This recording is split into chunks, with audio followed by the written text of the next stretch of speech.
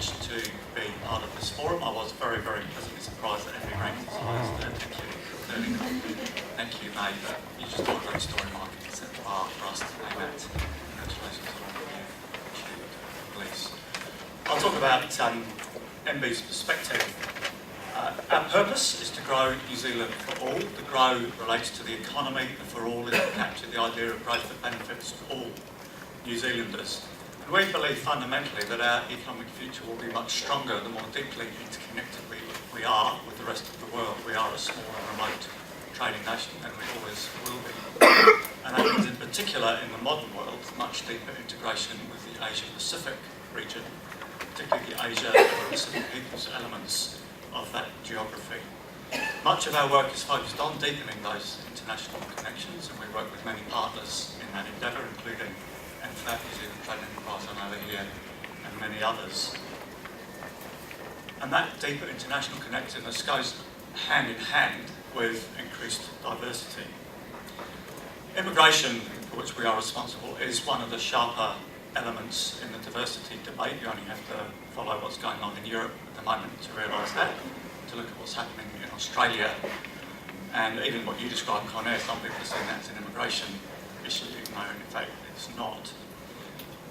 The work we do there is really important in terms of our unique relationship with Pacific peoples, the work we do with the refugee program, the attraction of the skilled migrants, investor migrants that add value to our country, and also help to balance the flow out from New Zealand that typically occurs less so right now, but over the years there has been a steady outflow, particularly to Australia. And the work that we and others do, many NGOs are involved in this to support the settlement of migrants, to support good life outcomes, good economic outcomes for those migrants is critically important, not just for them, but for the way our country perceives migrants, perceives immigration, perceives being a connected part of an international community. We do related work to support the tourism sector and the international education sectors, both of whom are important sources of people coming to New Zealand from other parts of the world, increasingly from Asia, a number of whom do end up settling here and we strengthen our links back to their home countries. And the work we do in the science area, similarly, is a lot about building stronger international connections, attracting and retaining scientific talent. Our science cohort in this country is increasingly multicultural, and that will only increase through time. Turning to New Zealand itself, we are part of a whole of government initiative that the State Services Commission is leading to step up our engagement, particularly in the strategic and policy elements of our work in and with Auckland and with Aucklanders. Auckland is clearly the home of superdiversity in this country. It looks increasingly different from the rest of the country, and that is a big issue. Auckland is also central to our work to support better outcomes for Pacific communities in our country. The rest of the country's view of Auckland, the rest of the country's openness to diversity is also important. The more Auckland gets out of kilter with the rest, the more likely that is to be a source of tension and of economic friction. We work to support other regions to make the most of their economic potential, which includes an openness to diversity, a welcoming of different peoples and different forms of economic activity. We partner with Te Puni and many others across our system to support better economic outcomes for Māori. You talked, Mike, about the outcomes we achieve at the moment, which is a horribly high over-representation in the justice system and the benefit system, and under-representation at higher ends of our education system and in our labour market. That is a challenge that we all share and that we must do better on. You talk, May, about the place of the treaty in an increasingly diverse nation, and that's an ongoing discussion that is really important.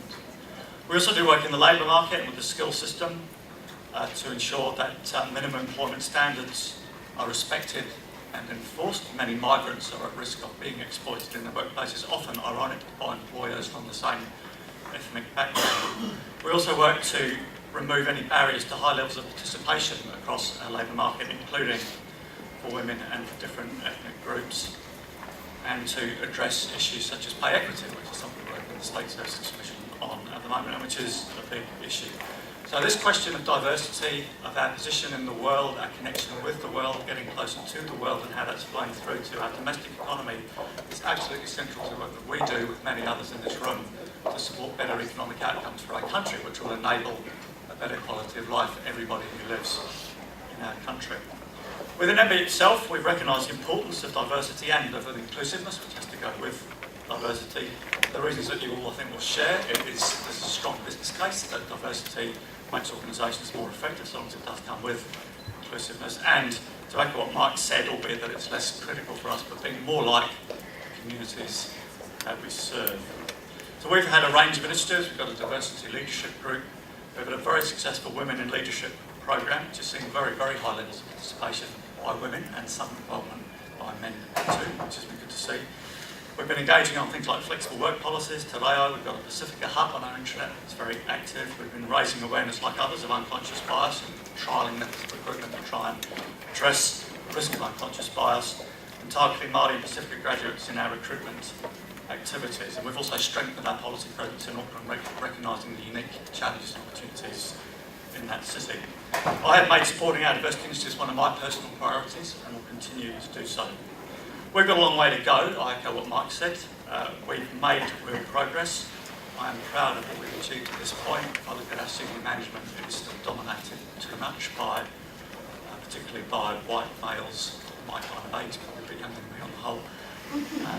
Better with women, but still a long way to go with other ethnicities.